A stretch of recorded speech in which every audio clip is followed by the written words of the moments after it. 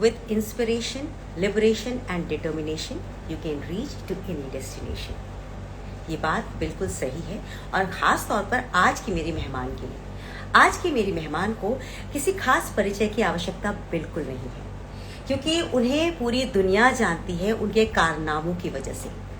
वो हैं squadron leader Tulika रानी जी।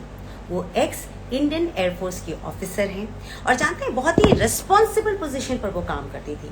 आपको पता होगा एटीसी के बारे में ना, एयर ट्रैफिक कंट्रोल के बारे में। वहाँ पे वो एयर ट्रैफिक कंट्रोलर थी और वो भी बहुत डिस्टर्ब एरिया के लिए। हाँ, हम जो पाकिस्तान का नाम लेते रहते हैं ना, तो वो इंडिया और पाकिस्तान, इंडिया और भूटान, उनके लिए वो एयर ट्रैफिक कंट्रोलिंग का काम करती थी। 10 साल तक उन्होंने काम किया, लेकिन उसके बाद अचानक उन्हें लगा कि उनका पैशन जो है वो कुछ और है और उस पैशन को पूरा करने के लिए उन्होंने बहुत जल्दी अपनी नौकरी छोड़ दी। और वो एक बहुत जानी मानी माउंटेनियर है ना, पर्वतारोही है। वो उत्तर प्रदेश की पहली महिला है जिन्होंने माउंट एवरेस्ट पर फतह हासिल की है। उसके बाद वो भारत की पहली महिला है जिन्होंने एशिया का सबसे हाईएस्ट वोल्केनो है माउंट डामावेंट, जो कि ईरान में है, उस पर फतह हासिल की है। वो एक ऑथर हैं। उन्होंने एक खास चीज़ और की, उन्होंने सिविल सर्विसेज है ना, यूपीएससी, हम सिर्फ सोचते हैं, उन्होंने खेल खेल में यूपीएससी का जो मेन एग्जाम है ना उसे भी क्लियर कर लिया। मोटिवेशनल स्पीकर तो वो है ही और साथ ही टेडेक्स स्पीकर भी है, वो भी इंटरनेशनल लेवल की। तो आज ये मेरा सौभाग्य है कि मैं एक ऐसी पर्सनालिटी को अपने यहाँ आमंत्रित कर रही हूँ जिन्होंने देश की रक्षा की है, देश का नाम रोशन किया है और आज भी वो देश के रक्षकों को ट्रेन करती हैं। तो ऐसे व्यक्तित्व से आज बात करने का सौभाग्य मुझे मिला है। और अगर आप भी अपनी लाइफ में कुछ मोटिवेशन चाहते हैं, अपने आप को बदलना चाहते हैं, तो प्लीज़ इस शो को ज़रूर देखिएगा और मन में कोई सवाल हो तो ज़रूर पूछिएगा, क्योंकि तुलिका रानी जी से बेहतर इंसान आपको कोई नहीं मिलेगा जो कि आपको चैलेंजेस के बारे में जानकारियाँ देगा। तो यहाँ मैं आमंत्रण भेज रही हूँ मैम को। जितने लोग ज्वाइन कर चुके हैं, thank you, welcome. Vipin ji, thank you so much for joining. Hello ma'am, welcome. जय हिंद, नमस्कार। Thank you so much for having me here। Thank you ma'am. असल में सौभाग्य मेरा है कि मंथन के माध्यम से आज आपसे मुझे बात करने का मौका मिलेगा। एक इंडियन एयरफोर्स की ऑफिसर, वो भी पायलट, ओ माय गॉड। अच्छा मैम, जब मैं आपके बारे में पढ़ रही थी तो आपके बारे में इतनी सारी चीजें थी कि उसको ना क्लब करके कम शब्दों में बताना मेरे लिए थोड़ा सा मुश्किल हो रहा था। मुझे लग रहा था कि एक एपिसोड सिर्फ आपके बारे में बोलने में चला जाएगा मेरा। तो जो सबसे स्ट्रेंज बात मुझे लगी, आप एक बहुत रिस्पॉन्सिबल पोजीशन पे रही हैं इंडियन एयरफोर्स में, है ना, स्क्वाड्रन लीडर हैं आप। तो वहां से अचानक सब कुछ छोड़ छाड़ के पर्वतारोही बन जाना, मतलब एक ऐसा डिसीजन लेना कि एक स्टैब्लिश जॉब जहाँ पे रेपुटेशन है, नेम है, फेम है, सब कुछ है, वो छोड़ के पर्वतारोही बन जाना। परिवार ने आपको क्या रोका नहीं? क्या आपको कहा नहीं कि क्या करने जा रही हो तुम, क्यों नौकरी छोड़ रही हो? इंडियन एयरफोर्स में मैं एटीसी में थी, air traffic controlling. So I used to control the planes, जितने भी तरह के हमारे देश में प्लेन्स हैं, चाहे वो फाइटर जेट्स हो या फिर ट्रांसपोर्ट एयरक्राफ्ट, हेलीकॉप्टर या सिविल एयरक्राफ्ट। तो मेरा काम था वायु यातायात सेवा नियंत्रण ऑफिसर के रूप में उनके बीच में कोई टक्कर ना हो आकाश में, इस चीज को इंश्योर करना। बात आती है मेरे पर्वतारोहण में पदार्पण की, तो वो भी मेरे भारतीय वायुसेना में होने का ही एक अंग था, वो उससे भिन्न नहीं था जी। क्योंकि सेनाओं में एक एडवेंचर डायरेक्टरेट होता है, तीनों प्रकार की हमारी सेनाओं में, और हम कहते हैं कि adventure is the way of life in armed forces. तो आई वुड से कि फोर्सेस ने ही, भारतीय वायुसेना ने ही मुझे वह प्लेटफॉर्म प्रदान किया, वो अपॉर्चुनिटी प्रदान की कि मैं माउंटेनियरिंग में जा सकी। तो वो दोनों कॉन्ट्रडिक्टरी बातें नहीं थी।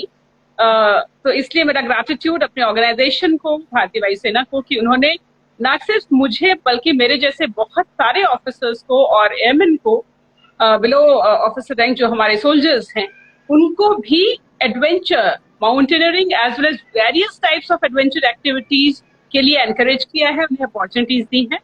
और जहां तक बात आती है परिवार की, तो परिवार मेरा हमेशा से ही बहुत सपोर्टिव रहा है। I am blessed on this one aspect. उन्होंने हमेशा मुझे वह कार्य करने दिया जिसके लिए मुझे लगता है कि मेरे अंदर क्षमता है और मेरा इंक्लिनेशन है। और मुझे लगता है कि हमारे समाज में हर बच्ची को, हर महिला को ये अपॉर्चुनिटी उसके परिवार को देनी चाहिए कि वो अपने जीवन के निर्णय अपनी पर्सनैलिटी के हिसाब से ले सके। तो समाज का तो देखिए थोड़ा बहुत हमेशा से एक रेसिस्टेंस रहता है किसी भी अनकन्वेंशनल काम के प्रति, लेकिन परिवार का नहीं था, मेरे परिवार का। हाँ, ये मैं जरूर कहना चाहूंगी इस प्लेटफॉर्म से अपने समाज के लिए और अपनी बच्चियों के लिए जो कुछ ऐसा अलग काम करने की कोशिश कर रही हैं, चाहे वो एडवेंचर स्पोर्ट्स हो, चाहे वो फिर पहलवानी ही क्यों ना हो, मुक्केबाजी क्यों ना हो, सारे ऐसे काम हैं जो मैंने अभी आपको गिनाए जो बहुत कन्वेंशनल नहीं माने जाते लड़कियों के लिए। लेकिन जब कोई बच्ची वो काम करना शुरू करती होगी तो ऑफ कोर्स बेशक उसके परिवार का सपोर्ट हो, लेकिन आसपास वो बहुत ज्यादा एनकरेजमेंट इनिशियल लेवल पर नहीं रहता है। नहीं मिलता। लेकिन हम सब ये देखते हैं कि कई सारे उदाहरण हैं जब उन्होंने परसिस्ट किया, परफॉर्म किया एक्सीलेंटली, और उसके बाद उनके समाज को, उनकी कम्युनिटी को, देश को, पूरी ह्यूमैनिटी को उन लोगों पर गर्व है। तो ये कहानी हमेशा परसिस्टेंस की होती है। बिल्कुल ठीक कहा आपने। मैंने ये भी पढ़ा आपके बारे में कि आपने अपनी सारी जमा पूंजी लगा दी थी जब आपको लगा था कि मुझे माउंटेनियरिंग करनी है। तो कभी आपको ये दुख हुआ कि मैंने अपनी सारी जमा पूंजी क्यों लगाई, मुझे इस चीज में मतलब क्या जरूरत थी पूरे पैसे लगाने की? कभी फैमिली ने भी रेजिस्ट नहीं किया? उन्होंने कहा ठीक है बेटा करो, कोई रेजिस्टेंस नहीं मिला आपको? देखिए अगर हम एक बड़े तौर पर देखें तो पैसे का हमारे जीवन में महत्व क्या है?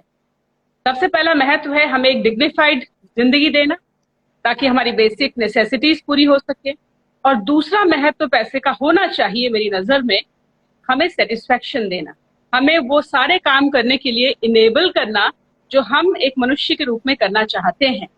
अदरवाइज वो पैसा अगर आपके बैंक अकाउंट में रखा रहेगा, leave apart the emergency saving, वो हमेशा हर व्यक्ति को करनी चाहिए, लेकिन अगर उस इमरजेंसी सेविंग को छोड़कर आप अपना पैसा उन कामों में लगाते हैं जो आपको जिंदा फील कराते हैं, अलाइव फील कराते हैं, तो कोई गलत बात नहीं।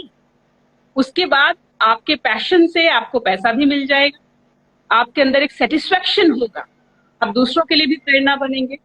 परिवार की फिर से आपने प्रश्न पूछा कि क्या परिवार ने नहीं कहा कि ये सब क्यों आप लगा रहे हैं इतनी जमा पूंजी?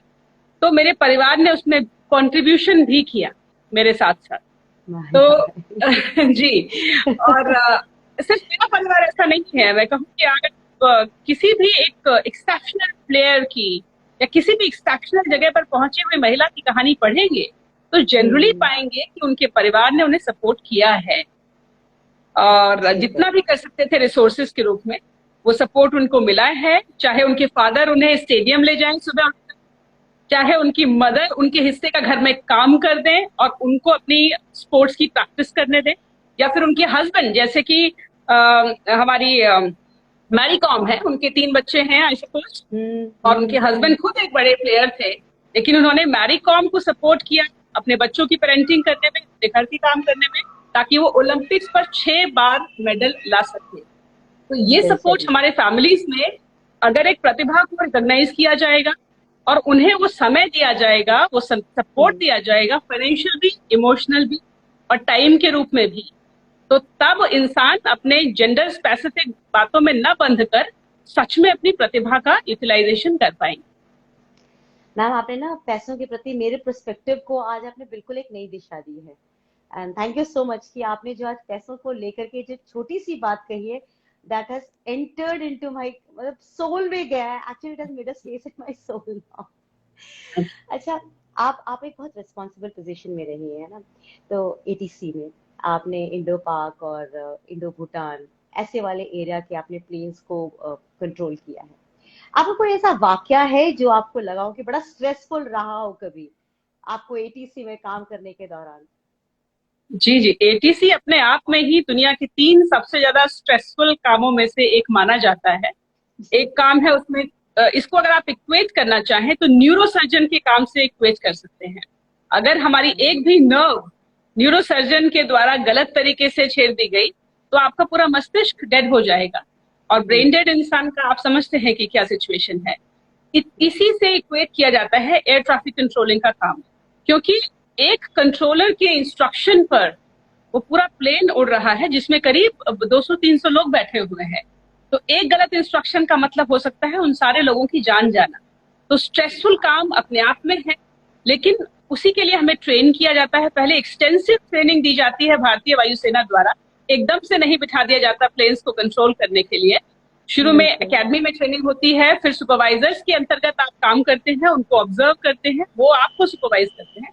उसके बाद इंडिपेंडेंटली आपको एक रेडियो टेलीफोनिक इक्विपमेंट दिया जाता है और आप कंट्रोलर से इंटरेक्ट करके उनको इंस्ट्रक्शंस देने लगते हैं। तो मुझे लगता है कि सेना पहले ट्रेन उस लेवल पर करती है कि हम वो स्ट्रेन ले सकें, फिजिकल स्ट्रेन भी और मेंटल स्ट्रेन भी। एक सोल्जर होने का मतलब ही ये है कि आप स्ट्रेन को विथस्टैंड कर सकते हैं और वो काम परफॉर्म कर सकते हैं जो कि होना चाहिए सही तरीके से, बिना प्रेशराइज हुए। तो जरूरी नहीं है कि हम सब एक यूनिफॉर्म पहन सकें या पहने, सबके अलग अलग इंक्लिनेशंस हैं जिंदगी में, लेकिन मेरे हिसाब से एक सोल्जर कोई भी व्यक्ति हो सकता है कहीं भी काम करते हुए। आपके विषय में मैंने पढ़ा कि आप एक टीवी एंकर हैं, आप एक एक्ट्रेस भी रही हैं, तो मैं समझती हूँ कि टीवी एंकर होने का काम अपने आप में एक बहुत बड़ा स्ट्रेनफुल काम है। आपको पहले बहुत रिसर्च भी करनी पड़ेगी, आपकी वोकेबलरी और आपका flow of the language has to be perfect and then you are live. So वो स्ट्रेन आप बेयर कर सकते हैं और फिर भी परफॉर्म कर सकते हैं because you are trained for that, क्योंकि आपने अपने माइंड को उसके लिए ट्रेन किया हुआ है और दूसरा प्रिपरेशन की हुई है अपने काम के लिए। तो अगर ये दो चीजें कर दी जाएं किसी भी फील्ड में, first is to train your mind to take that strain, to remain calm and focus on what has to be done, and second the preparation before the task। ये दोनों काम जब आप करते हैं तो आप कोई भी स्ट्रेन, कोई भी प्रेशर दुनिया में लेने के लिए तैयार होते हैं। तो मतलब कोई स्ट्रेस आपके ऊपर आया तो आपने उसको अपने ऊपर हावी नहीं होने दिया, कुछ भी ऐसा नहीं हुआ कि आपको लगा कि ठीक है आराम से हो जाएगा? नहीं, see there has to be so many instances जब वेदर खराब हो जाता है। हाँ। तो जब थंडरस्टॉर्म्स आते हैं, मेरी पोस्टिंग इंडिया भूटान बॉर्डर पर भी रही थी, पहली पोस्टिंग, और वहां पे काफी ज्यादा थंडरस्टॉर्म, फियर्स थंडरस्टॉर्म आते हैं क्योंकि पहाड़ है पीछे भूटान में, और हम लोग कहा करते थे कि भूटान क्लाउड्स की फैक्ट्री है, वहां से क्लाउड्स आते थे और फिर हमारे बेस पर थंडरस्टॉर्म्स आते थे और भयंकर बारिश आती थी जो मैंने अपनी जिंदगी में कभी देखी नहीं जैसी। अच्छा। उस मौसम में अगर हमारे प्लेन्स एयर में हैं तो हमारी रिस्पॉन्सिबिलिटी है उनको सेफली डाउन लैंड पर लेके आना, लैंडिंग कराना। कभी कभी विजुअल कांटेक्ट प्लेन्स नहीं बना पाते हैं रनवे से क्योंकि बारिश हो रही है, विजिबिलिटी डाउन हो गई है। ऐसे में एक कंट्रोलर का काम होता है कि उनको इंस्ट्रूमेंट अप्रोच करा के, इंस्ट्रूमेंट्स के बेसिस पर उनको हेडिंग देकर कि अब आप इतना लेफ्ट होइए, इतना राइट होइए, इस तरह से इंस्ट्रूमेंट अप्रोच कराई जाती है। ऐसे काम हमें ट्रेन किया जाता है इन कामों के लिए। फ्रीक्वेंटली हम पीस टाइम में भी, गुड वेदर में भी उन्हें प्रैक्टिस करते रहते हैं और ऐसे मौके कई बार आए हैं जब ऐसी लैंडिंग्स भी कराई हैं हमने। ऐसे मौके आए हैं जब इंडिया पाकिस्तान बॉर्डर पर जो हमारा बेस है वहां पे बहुत इंटेंस ट्रैफिक होता है। तो अगर फाइटर जेट्स की बात करें, उनकी स्पीड अलग है, ट्रांसपोर्ट की स्पीड अलग है, हेलीकॉप्टर की स्पीड अलग है, सब अलग अलग लेवल पर उड़ते हैं। फिर बीच में सिविल एयरक्राफ्ट भी हैं, कोई ट्रेनी पायलट्स भी होंगे जो कि उतने परफेक्ट नहीं है फ्लाइंग में अभी। तो सब कुछ मिलाकर जब एक साथ आप 40-50 प्लेन्स को हैंडल कर रहे हैं तो अपने आप में सिचुएशंस बन जाती हैं। फिर अगर आपको रनवे क्रॉसिंग, रनवे पे कोई सडनली गाड़ी आ गई, रनवे पे कोई सडनली इंसान आ गया, तो आपको प्लेन्स ऑब्वियसली लैंड नहीं करा सकते हैं, आपको अपना पूरा सीक्वेंस चेंज करना पड़ेगा। तो ऐसी सिचुएशंस रोज आती हैं कंट्रोलर्स के सामने और वो रोज उन्हें हैंडल करते हैं। ओह गॉड। अच्छा मैम, जितना मैं समझ पा रही हूँ आपको देख करके, सुन करके, आपकी पर्सनालिटी पे मुझे लगता है कि एयरफोर्स का सबसे ज्यादा असर है। जो आपकी स्ट्रेंथ है शायद उस जो इनग्रेन हुई है वो एयरफोर्स की ट्रेनिंग ने आपको इतना स्ट्रांग बनाया है। That's absolutely true, absolutely, because एक मिलिट्री ट्रेनिंग जो है वो आपके शरीर के साथ साथ आपके माइंड को प्रिपेयर करती है। सोल्जर से, जैसे मैंने अभी कहा, soldier is what is a soldier and what a soldier is meant to do. Soldier is meant to fight and win. तो उसके लिए तैयार करना, fighting in all the circumstances and fighting to win, वो एक सोल्जर की training होती है। तो चाहे आप यूनिफॉर्म में अपने फौज के काम कर रहे हैं या फिर रिटायरमेंट के बाद आप अपनी सिविल लाइफ में काम कर रहे हैं, आपका एटीट्यूड वैसा बनाया जाता है कि पहली बात तो आप कंप्लेन नहीं करते। कि सिचुएशंस ऐसी हैं, यहाँ इस रिसोर्स की कमी है, तो अब हम काम कैसे करें। ऑप्शन ही नहीं होता ना शायद, ऑप्शन नहीं है। है। तो focus is on the work. Focus हमारा है कि हमारी टीम को एक काम दिया। दूसरी बात, टीम वर्क बहुत जबरदस्त करते हैं फौज के लोग।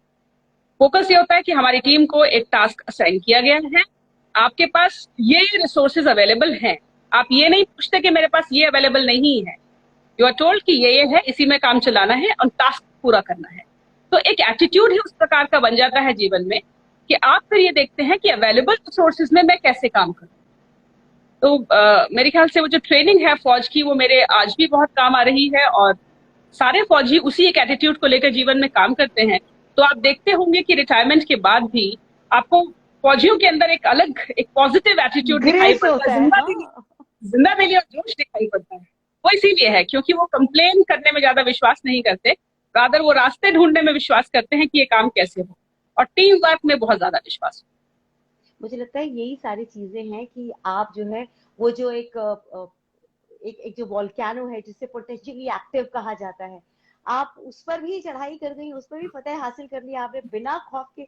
मतलब एक बार को भी आपका दिल दहला नहीं कि 75-100 सालों से नहीं हुआ है ना, आज इसका मूड खराब हो गया तो आज ही इरप्ट हो गया, तो आपने कभी सोचा नहीं ऐसा? देखिए, अगर मैं कहूँ कि मुझे डर नहीं लगता तो हाँ, मुझे मरने से डर नहीं लगता, लेकिन एक अंदर एक सर्वाइवल इंस्टिंक्ट है, वो सभी लिविंग बींग्स में होती है। हम सब सर्वाइव करना चाहते हैं, जिंदा रहना चाहते हैं, इंजरी से बचना चाहते हैं, और एक पॉसिबिलिटी ऑफ डेंजर तो हर जगह है ही है। लेकिन बियॉन्ड दैट, जो मेरा मानना है मेरी फौजी ट्रेनिंग से भी, और मेरी जो एक फाउंडेशन है अपनी इंडियन वैल्यूज पर भी, उससे मुझे लगता है कि मृत्यु तो आपको एक न एक दिन आनी ही है। तो आप मृत्यु से डरेंगे तो आप, वो रुक तो नहीं जाएगी। जो क्षण निश्चित है आपके मरने का, वो तो निश्चित है, तो फिर जिया क्यों ना जाए। और जिस समय आपको बचना है वो भी बचना निश्चित है। मेरे सामने अपने पर्वतारोहण के करियर में कई बार ऐसे मुकाम आए हैं जब जीने और मरने की स्थिति बनी है। तो अगर मैं जिंदा, हर क्षण से, हर उस चैलेंज से मुझे लगा कि मेरा जिंदा रहना लिखा था, तो आज भी मैं यहाँ जिंदा हूँ। और जब भी हम अपने आसपास ऑब्जर्व करते हैं, जिस भी चीज की यूटिलिटी इस दुनिया में खत्म हो जाती है, नेचर में वो चीज अपने आप नष्ट हो जाती है और डिके होने लगती है। लेकिन जिस चीज की भी यूटिलिटी जब तक बनी है, वो तब तक बनी रहती है, चाहे तूफान आए। आप देखिएगा, एक तूफान में पेड़ के कुछ पत्ते झड़ जाते हैं और कुछ पत्ते बचे रह जाते हैं। तूफान तो सबके लिए बराबर था, कुछ क्यों झड़ गए और कुछ क्यों बचे रह गए। जिनका बचना था वो बचे रह गए, जिनका जाना था वो चले गए। तो इसलिए मौत के डर से जिंदा रहना नहीं छोड़ना चाहिए इंसान को। जो चीज आपको लाइफ फील कराए, आपको उसे हमेशा करना चाहिए। ब्यूटीफुल। अच्छा, कोई ऐसे एक्सपीरियंस है जो बिल्कुल, जैसे भी आपने बताया कि आपके साथ भी बहुत सारे ऐसे हादसे हुए, बहुत कुछ आपने ऐसा फेस किया, लेकिन आप बहुत, मतलब उसको अब इतने आराम से आप बता रही है, ऐसा लग रहा है जैसे कुछ बहुत मेजर तो हुआ ही नहीं होगा, लेकिन मुझे पक्का पता है कुछ बहुत मेजर जरूर हुआ होगा। तो कोई एक ऐसा इंसिडेंट बताइए ना, मैं जानना चाह रही हूँ। मुझे लगता है दर्शकों को भी बहुत मजा आएगा सुनने में कि एक जो माउंटेनियर होता है उसकी लाइफ में ऐसे कौन से बहुत भयानक पल भी आ सकते हैं जिसको उसको बहुत समझदारी के साथ पार करना होता है। हम माउंट कामेट चढ़ रहे थे, जो कि भारत की सबसे ऊंची चोटी है, ओपन टू क्लाइम। तो वहां पे समिट से बिल्कुल नीचे ही हम लोग थे, और सिर्फ एक दिन का क्लाइम बचा था समिट के लिए। लेकिन और पिछले 1-1.5 महीने से हम लोग क्लाइम करके उस पोजीशन तक पहुंचे थे, उतनी ऊंचाई तक। लेकिन फिर वेदर खराब हो गया और हमें नीचे आना पड़ा। तो हम एक माउंटेन पर ऐसे क्रॉस करके वापस आ रहे थे, जिस समय की पूरा तूफान, बर्फ का तूफान शुरू हो गया। और टेम्परेचर उस समय जैसे माइनस में चला जाता है, -15, -20, और आपके चारों तरफ आप इमेजिन कीजिए कि बहुत तेज बर्फ का तूफान चल रहा हो, बहुत तेज हवा चल रही हो, चारों तरफ से बर्फ आके आपके ऊपर जम रही हो, आपके हाथ एकदम नम हो गए हो, ठंडे पड़ गए हो, आपके पैर एकदम सुन्न पड़ गए हो, और आपको अभी अपने बैक पर वजन लेकर चलना है उस मौसम में, और आपके पास में कभी इधर से कभी उधर से पूरे बर्फ गिरी चली जा रही है, जिसको हम एवलांच कहते हैं। तो पॉसिबिलिटी है कि आपके ऊपर गिर गई तो आप भी दब जाएंगे उसके अंदर। तो ऐसे माहौल में हम 6 घंटे लगातार उस पहाड़ को क्रॉस करने की, वहां से नीचे जिंदा उतर के आने की कोशिश करते रहे। और ऐसा हुआ कि मैं बार बार फिसल रही थी। इनफैक्ट हमारी पूरी टीम उस समय स्ट्रगल कर रही थी अपने जिंदा रहने के लिए। तो ये हुआ कि हम क्रॉस कर रहे थे, 6 घंटे का समय लगा, और एक एक पल ऐसा लग रहा था, इतना मिजरेबल स्थिति हो गई थी हम सबकी, इतनी ठंड में, इतना तूफान, विजिबिलिटी जीरो, कुछ दिखाई नहीं पड़ रहा है, बर्फ ही बर्फ चारों तरफ, और सुन्न होता जा रहा है पूरा शरीर आपका। So it was such a torturous situation to be in at that time that I felt that I should just open my carabiner, I should open my anchor, and I should fall peacefully into the valley thousands feet below. लेकिन उस समय there was a hope within me. There was some inner voice which said, hold on. There's a poem by Rudyard Kipling, If. आप में से कुछ लोगों ने वो पढ़ी होगी, If, और नहीं पढ़ी हो तो आप पढ़िएगा जाकर। जी बताइए ना। हाँ जी जी जी। नहीं, अभी मुझे बहुत याद नहीं है उसकी एक लाइन जो मुझे याद आई उस समय पे। It is a very beautiful poem by Rudyard Kipling, the title is if. So उसमें वो लाइनें हैं कि जब सब कुछ आपका खत्म हो जाता है, and there is only one voice which says hold on, hold on, and that one word hold on just stuck in my mind, and I was like hold on, you don't have to fall, you don't have to die here, you can survive, hold on. And I kept on taking one step after another, one step after another in that inhospitable condition. तो तब जब 6 घंटे की struggle के बाद हम वापस नीचे उतर आए, पूरे 1 महीने तक मेरे हाथ सुन रहे, मैं खाना भी अपने हाथों से खा नहीं पाई, लेकिन जिंदा रही। तो तब मुझे लगा कि अगर इंसान ऐसी परिस्थिति में भी बच सकता है, इसका मतलब उसकी जिंदगी और उसकी मौत निश्चित है। तो उसके बाद मुझे बहुत चैलेंजेस थ्रिलिंग लगने लगे। अब मुझे लगता है कि अब डरने की क्या बात है, और ऐसा कई बार हो चुका है। माय गॉड, सुन के भी मुझे इतना डर लग रहा है। अच्छा, आपके साथ कभी कोई ऐसा हादसा हुआ, क्योंकि अक्सर हम स्टोरीज में पढ़ते हैं कि जब जा रही होती है, पूरी टीम जा रही होती है, तो कई बार अचानक किसी के ऊपर कुछ, जैसे आपने बताया कि एवलांचेस आते हैं, कोई उसमें अचानक दब जाता है, तो क्या आप लोग, आपके साथ कभी कोई ऐसी सिचुएशन आई कि आपकी टीम में जाते टाइम कभी कोई हादसा घटा हो और आप लोग के पास कोई ऑप्शन ना हो, सिर्फ आगे बढ़ने का ऑप्शन हो, रुक करके आप सपोर्ट नहीं कर पाए, हेल्प नहीं कर पाए? मेरे साथ पर्सनली एक बार हुआ था ये, जब मैं माउंट एवरेस्ट चढ़ रही थी। तो but I was fortunate again that I survived in this. Avalanche आया पूरा। एवलांच हम कहते हैं जब बहुत बड़ा बर्फ का चंक ऊपर से नीचे गिर पड़ता है सडनली, और फिर जब नीचे पूरे वेग के साथ, पूरे फोर्स के साथ नीचे आता रहता है, तो उसमें और ज्यादा बर्फ रोल हो के इकट्ठी होती रहती है, मिलती रहती है, और बहुत बड़ा बर्फ का गुबार एक साथ बन जाता है। और फिर उस जगह, उसकी चपेट में जो भी आता है, आप समझ सकते हैं कि इंसान की कोई बिसात नहीं है प्रकृति के सामने। उसमें अगर आप दब गए तो आप सांस नहीं ले पाएंगे। वो बर्फ का वजन ही इतना होगा कि आपकी हड्डियां बिल्कुल चकनाचूर हो सकती हैं। तो मेरे साथ ऐसा हुआ कि मेरे बिल्कुल बाजू से वो एवलांच निकल गया, और उसके ठंडे बर्फ के कुछ कुछ कण हमारे ऊपर आए, और हमें फील हुई वो एकदम ठंडा कर, वो बर्फ के कण हमारे चेहरों पर आते हुए, लेकिन बिल्कुल बाजू से निकल गया, बगल से निकल गया, और बच गए। तो ऐसे मौके आए हैं जीवन में, आते रहते हैं। माउंटेनियरिंग में I think this is a normal thing to happen. We are prepared for this. अच्छा, आप लेखिका भी हैं, तो आपकी जो लेखनी है उस पर असर किस चीज का ज्यादा है, फिक्शन या नॉन फिक्शन, किस चीज का ज्यादा असर है? मैं दोनों भी लिखती हूँ, लेकिन नॉन फिक्शन में ज्यादा लिखती हूँ, क्योंकि मुझे लगता है कि जब हम रियल स्टोरीज किसी की सुनते हैं या पढ़ते हैं, उससे हम बहुत ज्यादा रिलेट कर सकते हैं। क्योंकि इंसान होने के नाते, देखिए, पहले हम घरों में मिलकर बातें किया करते थे, अपनी कम्युनिटी में अपने पड़ोसियों से बैठकर बातें किया करते थे। आज का युग डिजिटल युग हो गया है, लेकिन अब भी इंसान क्या करता है? अब भी तो बातें करता है, किसी दूसरे मीडियम के तहत बात करता है, पर आज भी हम इंसान से कनेक्ट हो सकते हैं, जुड़ सकते हैं, क्योंकि हमारे अंदर वो इनहेरेंट पावर है।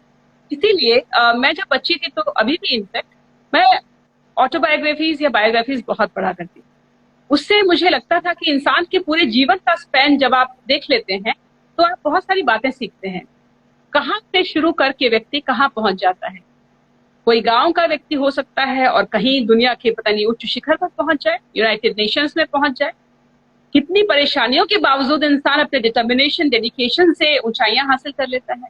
तो जरूरी नहीं है कि आप आज कहाँ हैं, जरूरी है कि आप आज प्रयास कितना कर रहे हैं कहीं और पहुंचने का।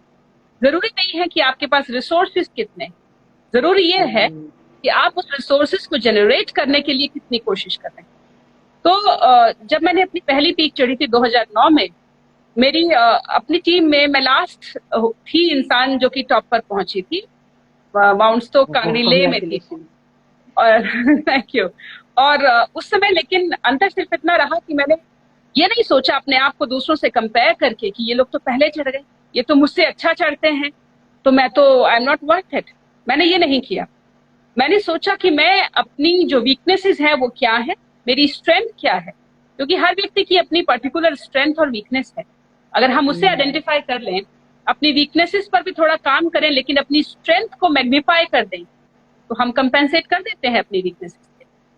और मैंने भी यही काम किया। और उसके बाद आज, जैसा आपने मेरे इंट्रोडक्शन में कहा, 24 पर्वतारोहण और ट्रैकिंग अभियान मैं कर चुकी हूँ देश विदेश में, जिसमें माउंट एवरेस्ट शामिल है, जिसमें कि एशिया का सबसे ऊंचा ज्वालामुखी शामिल है। कई देशों की चोटियां मैंने चढ़ी हैं। तो अगर मैं वहीं रुक जाती, ये कंपेयर करके अपने आप को दूसरों से कि मैं तो लास्ट पहुंची, so I am good for nothing, ये कंपैरिजन हमें जीवन में कभी करना नहीं चाहिए। क्योंकि हम जो हैं आज कहाँ हैं, कल कहाँ पहुंचेंगे, ये हमारे प्रयासों पर ही निर्भर करेगा। तो मेरा मानना है कि मेरी राइटिंग में भी यही चीजें आती हैं। मैंने एक किताब लिखी है बियॉन्ड दैट वॉल, जो कि मेरी माउंट एवरेस्ट की चढ़ाई पर आधारित है। मैंने एवरेस्ट 2011 में चढ़ने की कोशिश की थी।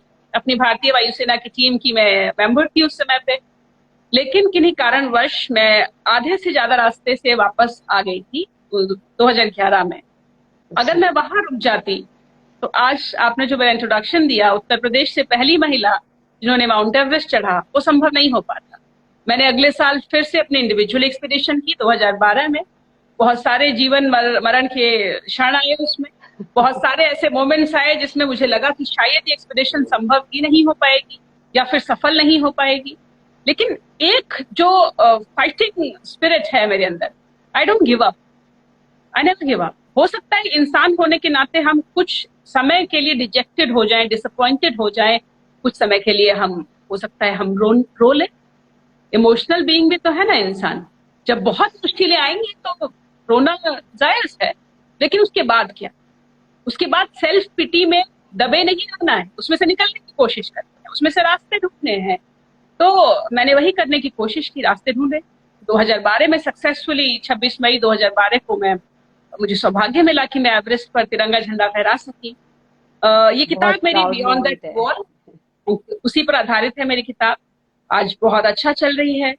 बहुत सारे एजुकेशनल इंस्टीट्यूशंस उसे खरीद रहे हैं बल्क में, अपने स्टाफ के लिए, अपने बच्चों को गिफ्ट करने के लिए। बहुत सारे कॉर्पोरेट हाउसेज ने पढ़ी है, बहुत सारे रिटायर्ड फौजी ऑफिसर्स और सर्विंग ऑफिसर्स ने पढ़ी है।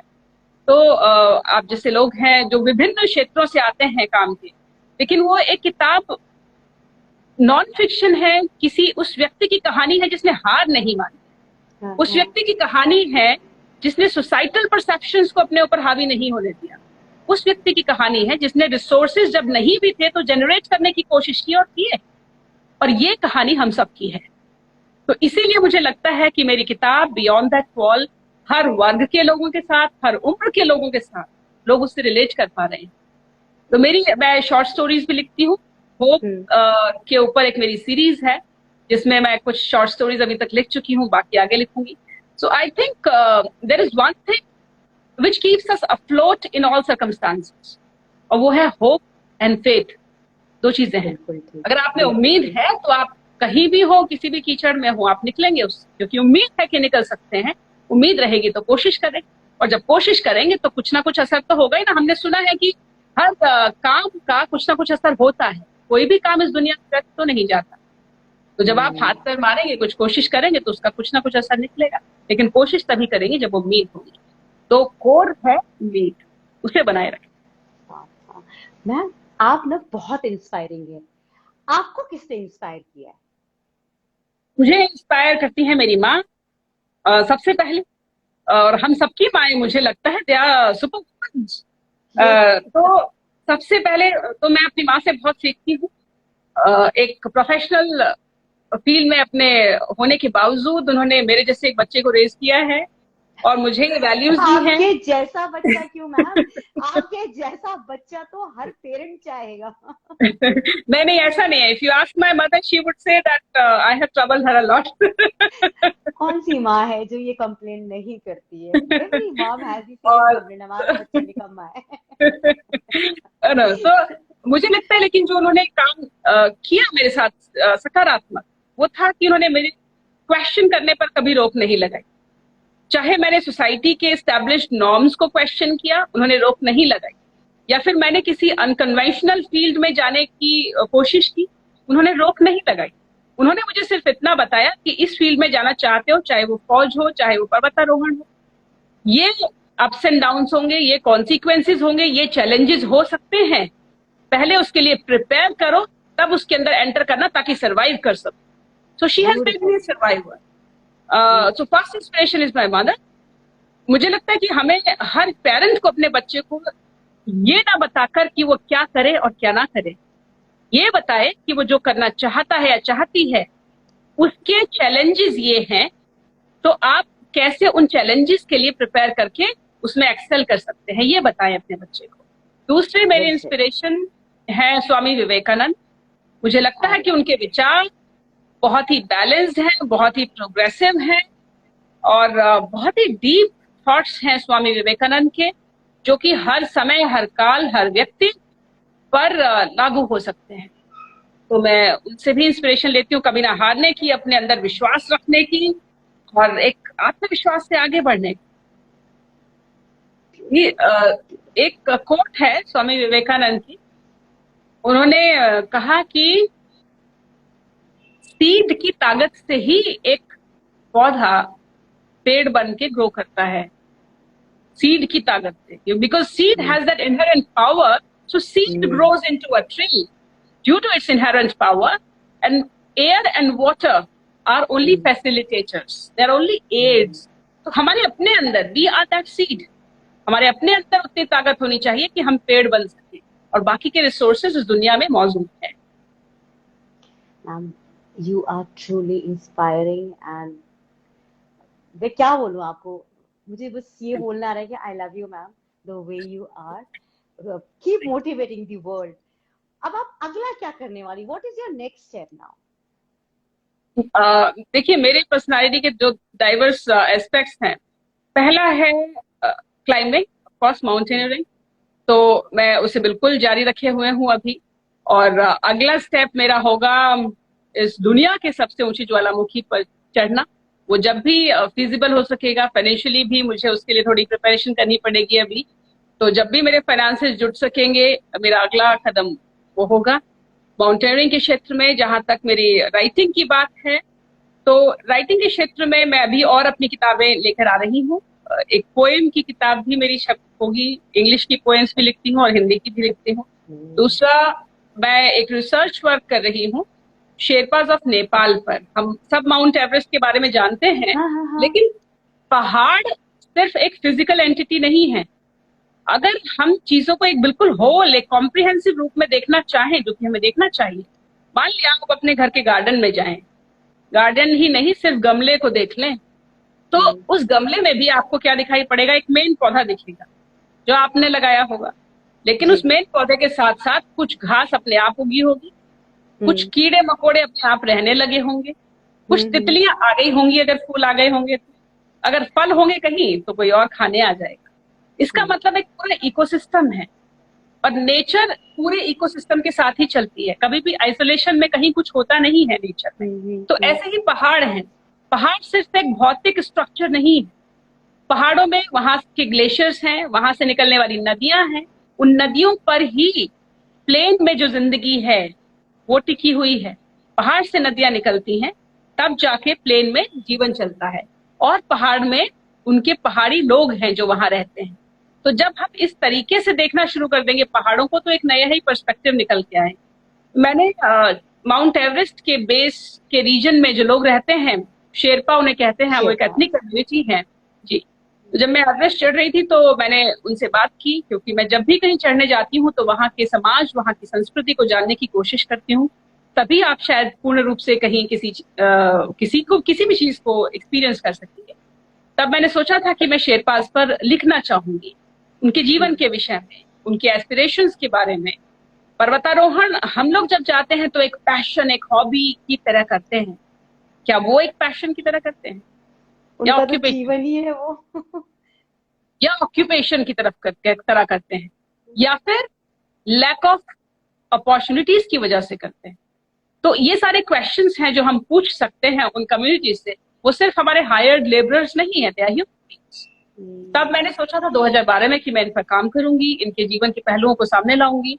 और फिर मैंने 2019 में अपने रिटायरमेंट के बाद पीएचडी में एनरोल किया ताकि मैं सिस्टमैटिकली काम कर सकूं उनके ऊपर। तो मेरा रिसर्च वर्क अभी मटेरियल इकट्ठा हो चुका है। Within 6 months that research work will also be submitted and published later. Beautiful beautiful ma'am. Ma'am आपसे बात करके बहुत बहुत बहुत मजा आया, फुल ऑफ इंस्पिरेशन। और मुझे ऐसा लग रहा है कि जो छोटी छोटी कमियां हमारे अंदर हैं, अगर इस प्रोग्राम को कोई स्टार्ट टू एंड देख लेगा ना, तो उसे समझ में आ जाएगा कि लोग लड़कियों को यूजुअली सोचते हैं ना कि वो बस बेबी डॉल्स होती हैं, है ना, छुई मुई टाइप की।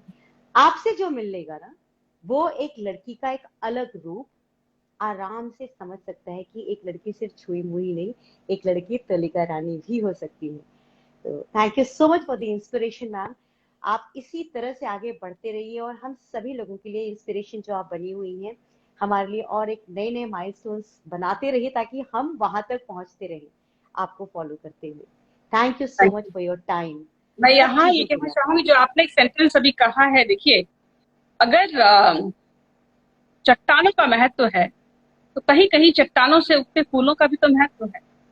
अगर कठोरता चाहिए या हमें वो स्थिरता चाहिए तो हमें कोमलता भी तो चाहिए।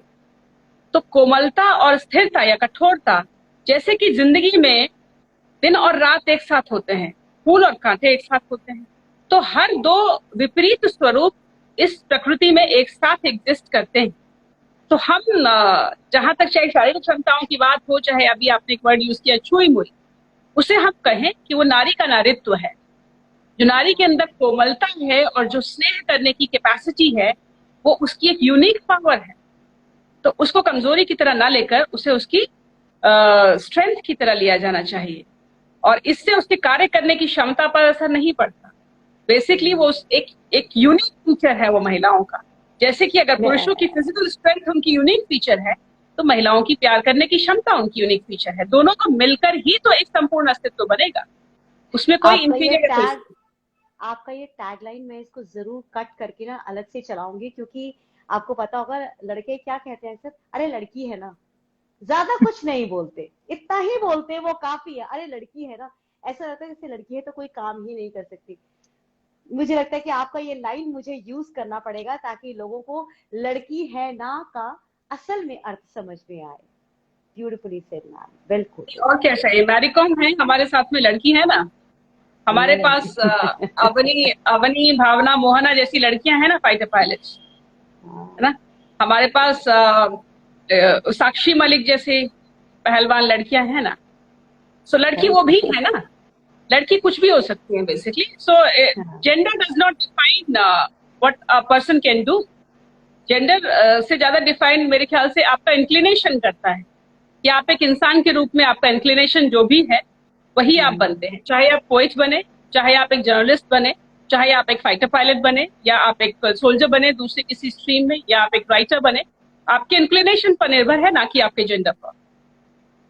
Thank you for having me here. Thank you so much ma'am, thank you very much. आज का लाइव मेरा बहुत जबरदस्त रहा। Thanks for all the inspiration. My pleasure, thank you so much. जय हिंद। जय हिंद।